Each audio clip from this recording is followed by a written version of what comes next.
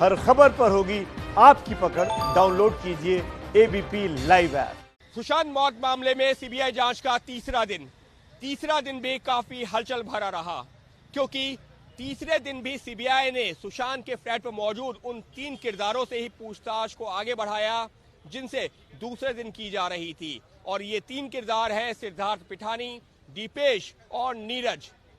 इस सबके बीच में नीरज का वो बयान भी सामने आया जो उसने जांच एजेंसियों को दिया है, लेकिन सीबीआई सिर्फ उस बयान पर ही रिलाय नहीं कर रही, वो बयान के आधार पर अपनी जांच को आगे बढ़ा रही है।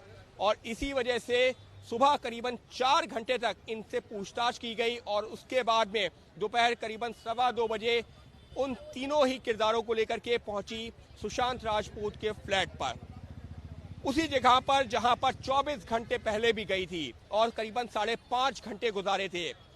दूसरे दिन भी करीबन 3.5 घंटे सुशांत सिंह राजपूत के फ्लैट में गुजारे और इस दौरान क्राइम सीन की मैपिंग भी की गई, वीडियोग्राफी भी की गई, फोटोग्राफी भी की गई और डिस्टेंस मेजरमेंट भी किया गया।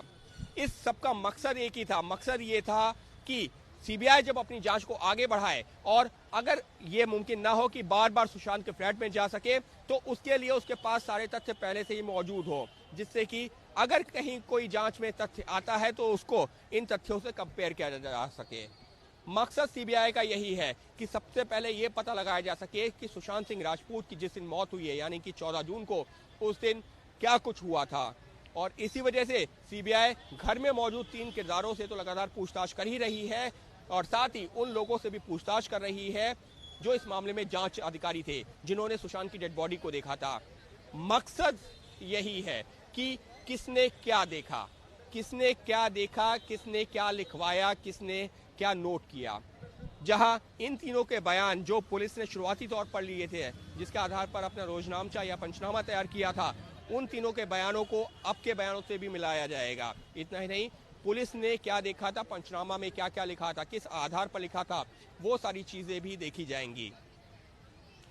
तीसरे दिन सीबीआई की जांच के एक और नया तथ्य सामने आया और वो तथ्य था मुंबई पुलिस के सूत्रों के हवाले से खबर कि एक दूसरी पोस्टमार्टम रिपोर्ट, या जो पहली पोस्टमार्टम रिपोर्ट थी उसी की एक सप्लीमेंट्री पोस्टमार्टम रिपोर्ट भी तैयार की गई थी। और उस सप्लीमेंट्री पोस्टमार्टम रिपोर्ट में सुशांत की मौत की टाइम का जिक्र है, क्योंकि सवाल ये उठ रहा था कि आखिर पोस्टमार्टम रिपोर्ट में मौत की टाइम का जिक्र क्यों नहीं है, और परिवार भी इसको लेकर सवाल उठा रहा था। तो अब पुलिस के सूत्रों के मुताबिक एक दूसरी पोस्टमार्टम रिपोर्ट है या सप्लीमेंट्री पोस्टमार्टम रिपोर्ट है जिसमें सुशांत की मौत के वक्त का जिक्र किया गया है। लेकिन पुलिस की ये जो सूत्रों से जानकारी मिली है, इस पर भी सवाल खड़े हो गए। सवाल ये कि आखिर अगर ऐसा था तो फिर परिवार को जानकारी क्यों नहीं दी गई, क्योंकि परिवार लगातार ये कह रहा है कि सुशांत की पोस्टमार्टम रिपोर्ट जो उनको जो बहुत दिनों बाद मिली भी है, उसमें मौत के वक्त का जिक्र नहीं है। दूसरी महत्वपूर्ण चीज कि आखिर सुशांत का जो पोस्टमार्टम किया गया है 14 तारीख की रात में, वो रात में 11 बजे से लेकर 12:30 बजे तक किया गया है। तो परिवार सवाल उठा रहा है कि आखिर ऐसी क्या जल्दबाजी थी।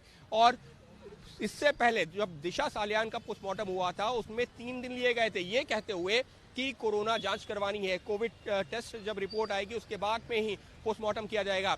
लेकिन सुशांत के केस में ऐसा नहीं किया गया, वो भी उसी अस्पताल में जहां पर दिशा सालियान का पोस्टमार्टम हुआ था, यानी कि कूपर अस्पताल में।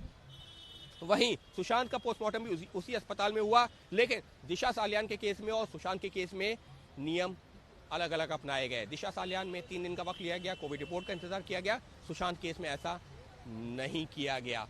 तो ये कुछ ऐसे सवाल है जिसने सवाल खड़ा कर दिया है जो पोस्टमार्टम किया गया है उसको लेकर भी, और जो पुलिस के सूत्रों के हवाले से खबर आ रही है उस पर भी। और ये सारे तथ्य तब सामने आ रहे हैं जब जांच एजेंसी सीबीआई ने अपनी जांच तेजी से शुरू कर दी है और तीसरे दिन इस जांच को आगे बढ़ाया है। तो फिलहाल अभी इस मामले में 3 किरदारों के इर्द गिर्द ही जांच घूम रही है, लेकिन आने वाले दिनों में और भी किरदार जुड़ेंगे। इसमें केशव भी जुड़ेगा जो चौथा शख्स था उस फ्लैट में, इसमें चाबी वाले का भी नाम आएगा, उससे भी पूछताछ होगी, रिया तक भी जांच बात पहुंचेगी। लेकिन फिलहाल सीबीआई शुरुआती जांच अपनी 3 दिनों के दौरान उसने कोशिश यही की है कि 14 तारीख के दौरान जो घटनाक्रम रहा है उस पर जांच केंद्रित की जाए और वहां से जांच को आगे बढ़ाया जाए। एबीपी न्यूज आपको रखे आगे।